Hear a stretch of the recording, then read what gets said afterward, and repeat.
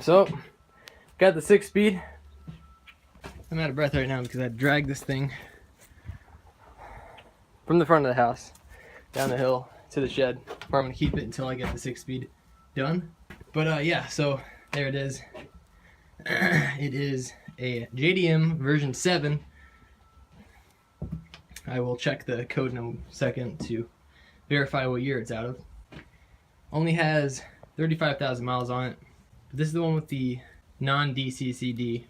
Comes with a shifter assembly, has the clutch fork. It was pictured with a shift knob, but I didn't get that, so I'm gonna have to talk to the seller about that because that's like 40 to 60 bucks for a genuine shift knob. So yeah, I'm gonna get that in here and we'll actually look at it. This is a 2003 STi transmission, JDM version 7. There's the clutch fork. This little guy. Yeah, so shifter assembly's there. Came with an extra bolt, don't know what it goes to. They cut this. I don't know if that's something that I could just swap over from mine, or if I'll have to get a new whatever that is. It doesn't have the shift knob.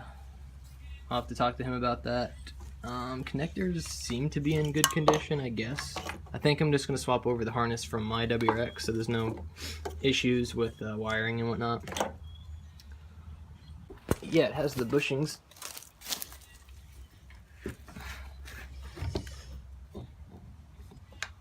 There's the bolt for the bottom one. Didn't come with anything for the top one. Hopefully that swaps over from my 5-speed. I think it will. This is pretty, I'd imagine, universal in terms of the hole and the width. Here's the reverse. This is how you do it in the STi. You gotta pull this up, and that goes in reverse, which pulls that. This I imagine would go to that. Yeah, you can see it goes to that.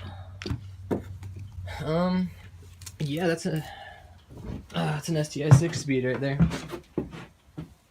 I'm gonna bring down the male axles to test fit them in that little hole right there. The thing that irritates me the most is the lack of shift knob.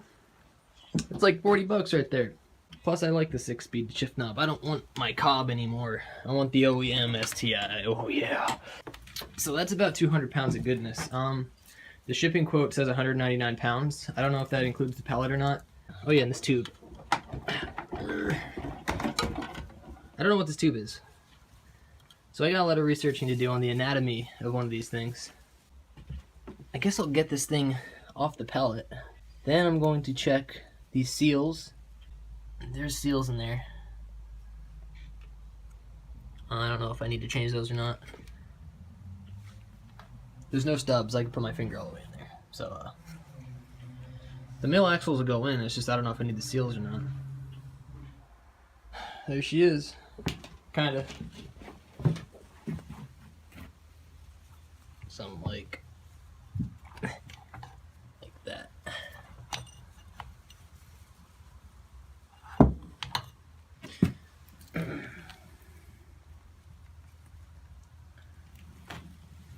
I have a polyurethane, I forget what this is called, the rear shifter mount. You can see how much it moves and wiggles, and it's just a piece of soft rubber garbage. So I have polyurethane in my car now that should swap over. They're pretty universal, I'd imagine.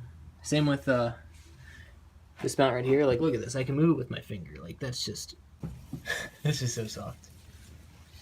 What the fuck was that? Get it, buddy.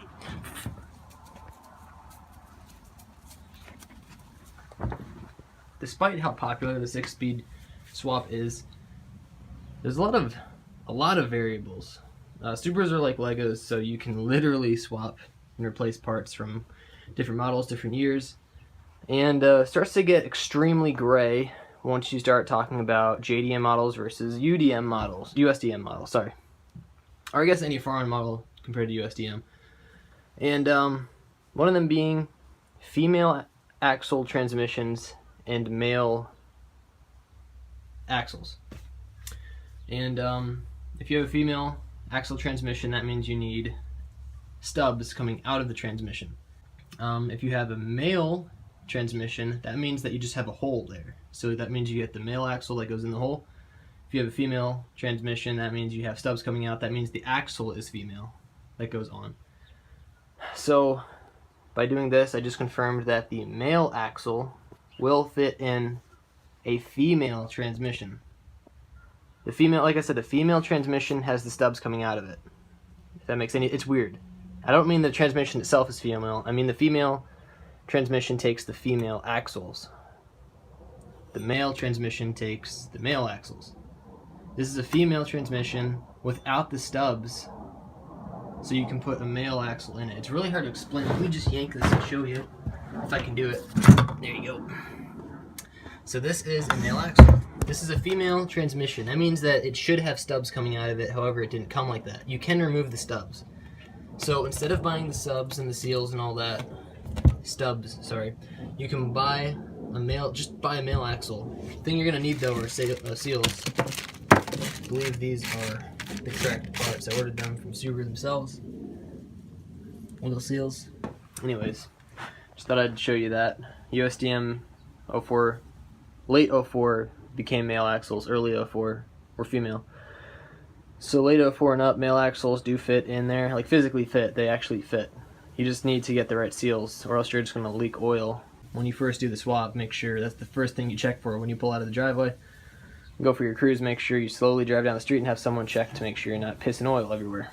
So regarding seals, that's another gray area. There's a lot of information on Nasioke, and I'm sure a lot of it's credible. However, the problem with it is it's so scattered. Some of the end-all information threads are outdated. Some of them are, you have people arguing over certain seals and stuff. So I'm just going to show you. Here is your, I guess, code or whatever you need. But this is the part you need if you want to convert your female axle transmission, the one with the stubs. However, my stubs aren't in it. You want to change that gas. I'm sorry, iPhone is struggling right now, but there's a seal right there if you can see it. That's a black seal, that ring. And we're going to replace that with this bad boy. They are slightly different, and you can't get away with not doing it. You're just going to piss oil everywhere. So, as you can see, let me just get this for you. You can see that little groove there, right around the base. As you can see, this seal doesn't have anything coming out of it. This seal does. So I'm going to put the phone down for a second. I'm going to fit that seal up and show you exactly what I'm talking about. So here we go. This is the seal that you need. As you can see, it has this like little lip right here where my thumb is. That's a lip. As you can see, it wedges itself right in that little groove. And that is what will seal the oil. This one doesn't have that little lip, so that will not work. You will piss oil all over the road. You'll eventually run your transmission dry, and bye-bye precious 6-speed. So you're going to need these seals. Hopefully that helps you out if you have any questions. Nasioke is your friend, Google is your friend, but here's a first-hand showing of exactly what I'm talking about. Hopefully that helps somebody. Alright, so if you have a version 7 STi transmission, or any transmission that is like this one, I'm not sure what other years are like this, but if you have the seal that can't be removed from the outside, unfortunately it has to be removed from the inside. That means you have to take this cover off. Unfortunately, it's more delicate than it looks. You have to make sure that the teeth line up correctly because it senses the tension on the, I don't know, the front differential. It's important. Just make sure you do that. You have to mark this so when you take this cover off, you make sure that you have it all lined up when you put it back on. So yeah, you gotta take this locking crap off. I'm kind of blessed that the transmission's out of the car doing this. I can't imagine doing this under the car. Oh wait, yes I can, because I've done quite a few things under the car that suck. Part of owning a Subaru. But this thing is out of the car right now, so now you gotta get something wedged on the tooth and break this, and I think it twists off. I'm not sure if it pulls off or twists, we'll find out.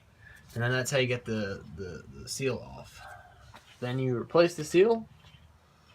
Hopefully that's pretty easy. I don't know. I have no idea how difficult it's going to be. We'll find out though. One thing to be super careful of when you're doing this, make sure you're putting a force that is kind of at an angle, not too far this way. You don't want to break a tooth like I did. It's okay, I didn't mark that tooth, so I don't necessarily need it. The ones I marked though, there and there, you can see how much I turned it. Just make sure when you put it on the tooth, you're not like this. Make sure you're kind of at an angle so the force is being distributed evenly and not breaking a tooth. We live, we learn, you know? Okay, so once you get it done, there we go. There we go. So it twists off. It doesn't pull off. Another thing, just be sure you count the number of turns it takes to take this off. I'm losing my voice for some reason. But yeah, anyways, this seal comes off. You just push it in from the outside.